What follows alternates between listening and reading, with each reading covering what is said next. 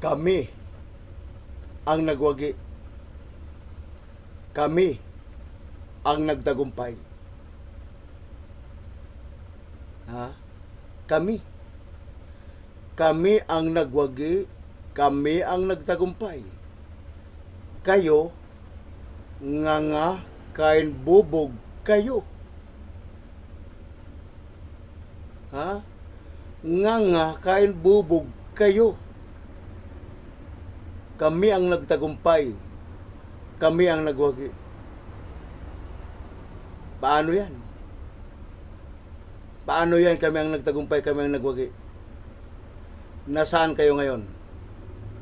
Nga kain bubog kayo ngayon. Nga kain bubog kayo ngayon.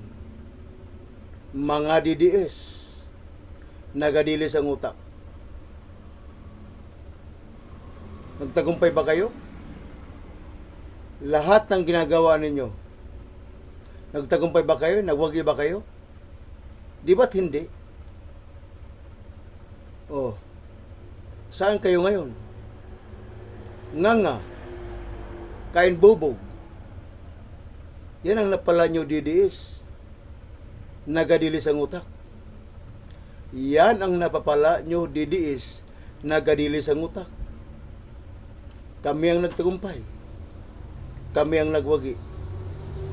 Kaya, nga kain bubog kayo. Kaya nga kain bubog kayo. Ha? Paano na yan si Sara? Paano na yan si Sara? Ang Senate President ngayon ay hawak na namin. Hawak na namin ang bit. Kami ang may hawak ng bit. Hawak ang bit, hawak ng bit, hawak ang bit, hawak na ang bit. Paano yan ngayon? Lahat ginagawa ninyo. Hindi naman kayo nagtagumpay. Isa July 6, magsisimula na ang impeachment trial ni Sara. Makinig na lang kayo. Ha?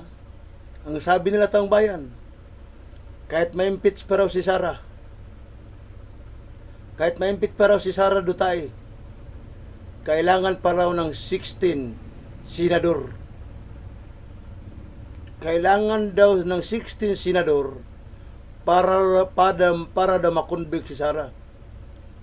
Kahit para balik-balik ta rin, kailangan pa rin ng 16 senador para makonvict si Sara.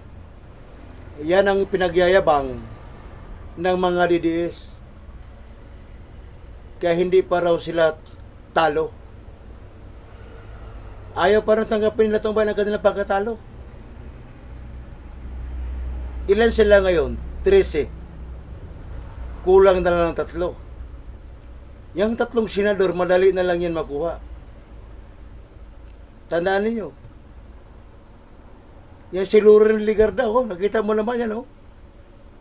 Alam mo naman, parang paro-paro yan, palipat-lipat yan. Si Loren Ligarda, pang-14. Oh. Yung dalawang magkapatid na bilyar. Siyempre, siguruhoy muna ang kanilang mga sarili. Oh. 14, 15, 16.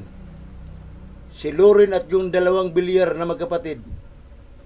Madali na lang mahatak yan. Oh.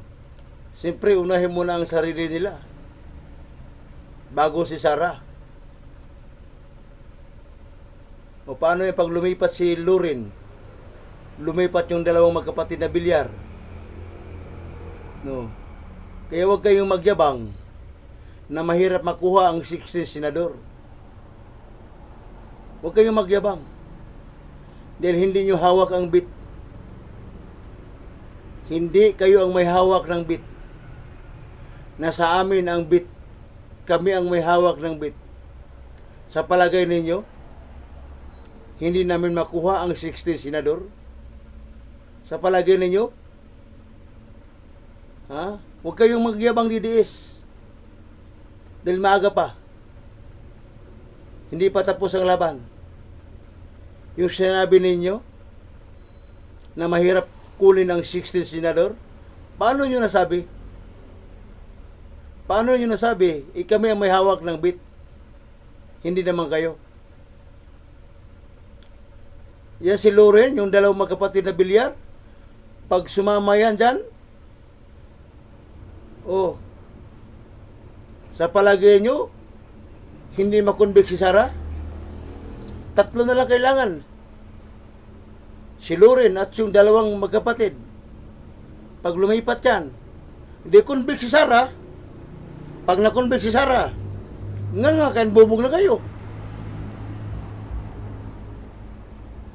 Para kayo tinamaan ng lindol, na bigla na lang kayong babagsak at mabawasak ang inyong mga minimiting mga posisyon sa gobyerno. Pag na-convict si Sara, nga kain bubog na kayo. Pag na-convict si Sara, nga kain bubog na kayo.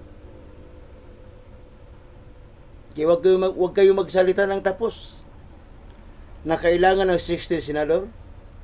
Madali lang makuha ang 16 senador. Maghintay kayo. Maghintay lang kayo. Abangan ninyo kung paano makabuo ng 16 senador.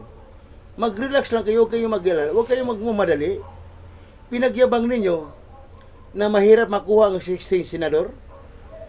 Huwag kayong mag-alala, maaga pa, huwag kayong magmamadali. Pasasaan pat matatalo rin kayo. Pasasaan pat makakabuo rin ng 16 senador.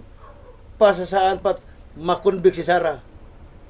Pag nakonvict si Sara, goodbye na kayong lahat. Nga kain bubog. Nga kain bubog kayo. Goodbye na kayong lahat. Kaya DDS, huwag kayong magmamadali. Huwag kayong magyabang na hindi makuha ang 16 senador. Huwag kayong magyabang, huwag kayong mag-alala, huwag kayong magmamadali. Mag-relax lang kayo. Manood lang kayo. Panoorin ninyo kung paano mabuo ang 16 senador, ha. Manood mo lang kayo. Huwag kayong magmamadali. Huwag kayong atat-atat. Maghintay kayo. Yan, DDS. Kaya nga kain bubog. Pag na-convict si Sara, nga kain bubog. Naglaho ang mga pangarap ng mga pag na-convict si Sara, nga lahat ang pangarap ninyo. Nga